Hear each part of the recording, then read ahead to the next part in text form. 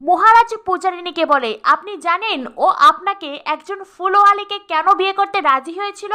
পূজারিনী বলে, মানে? মহারাজ বলে, ওর সাথে বাবার একটা ডিল হয়েছিল, ও যদি আপনাকে বিয়ে করে তবে বাবা ওকে 70 লাখ টাকা দেবে, আর সেই টাকার লোভেই ও আপনাকে বিয়ে করতে রাজি হয়েছিল। আমার বাবা চেয়েছিল আপনি ভালো থাকুন, একটা ভালো জীবন পান, তাই তো বাবা এই বাড়ির বড় বউ করে আপনাকে আনতে চেয়েছিল। ভেবেছিল এই বাড়ির বড় বউ হয়ে সেরা বউয়ের মর্যাদা পাবেন, কিন্তু ও বিয়ের দিনে নিজের আসল রূপ দেখিয়ে দিয়েছে। ও কতটা বদমাইশ, কতটা বেঈমান, কতটা ঠকবাজ একটা ছেলে। মহারাজের কথা শুনে পূজারিনীর মুখের সমস্ত কথা যেন হারিয়ে গেছে। এরপরে মহারাজ সোমনাথের কাছে যায়, সোমনাথের গলা চেপে ধরে বলে, কিরে, এই তোর মুখ তো পুরো শুকে আমসে হয়ে গেছে।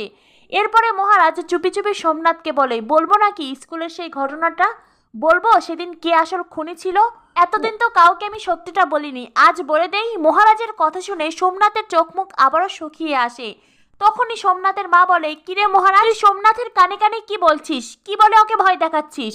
মহারাজ বলে, সেই কথা জানতে চেয়েও না মা জননী, সেই কথা জানলে তোমার স্বপ্নের জীবন ওলট পালট হয়ে যাবে, ঠিক যেমন আমার জীবনটা ওলট পালট হয়ে গেছে।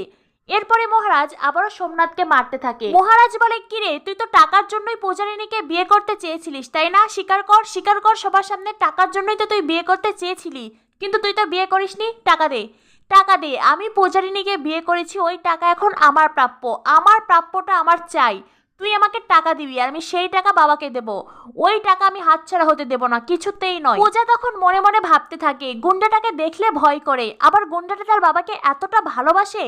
মহারাজ আবারও সোমনাথকে মারতে শুরু করে দেয়, বলে, দে টাকা, দে বলছি, টাকা এখনই দিবি তুই। সোমনাথ তখন কাঁদতে কাঁদতে মুখ নিচু করে নেয়। মহারাজ বলে, কিরে, মুখটাকে নিচু করে নিলি কেন? টাকা বের কর, তাড়াতাড়ি টাকা বের কর। সোমনাথ তখন কাঁদতে কাঁদতে বলে, আমি ঠকে গেছি ভাই। মহারাজ বলে, কি বললি? কি বললি তুই? বিপদে পড়ে এখন ভাই? সোমনাথ বলে, ওই টাকাটা একজন আমাকে ঠকিয়ে নিয়ে চলে গেছে। এই কথা শুনে সকলে যেন আকাশ থেকে পড়ে। মহারাজ বলে, মিথ্যে কথা, ও এই সমস্ত কিছু মিথ্যে কথা বলছে। সোমনাথ বলে, না ভাই, আমি মিথ্যে কথা বলছি না, মায়ের দিব্যি। মহারাজ বলে, মায়ের দিব্যি? হ্যাঁ। এই বলে মহারাজ আবারও উড়াধরা মারতে শুরু করে দেয়। সোমনাথকে একের পর এক কিল ঘুষি মারতেই থাকে, আর বলে, বল, সত্যি কথা বল, এখনই তুই সত্যি কথা বলবি। মহারাজের মা শিব এসে মহারাজকে আটকাতে চায়, কিন্তু কেউই মহারাজকে আটকাতে পারে না। মহারাজ বলে, কি হলো, বলবি না তো?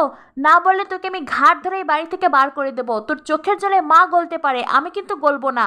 সোমনাথ তবু শ্রুতির কথা বলতে পারে না। মহারাজ তখন সোমনাথকে ধরে ঘাট ধাক্কা দিয়ে বাড়ি থেকে বের করে দেয়, আর দরজায় তালা দিয়ে চাবি হাতে নিয়ে ওপরে চলে যায়। পূর্ণিমা তখন দরজার বাহির থেকে সোমনাথ সোমনাথ বলে কাঁদতে থাকে।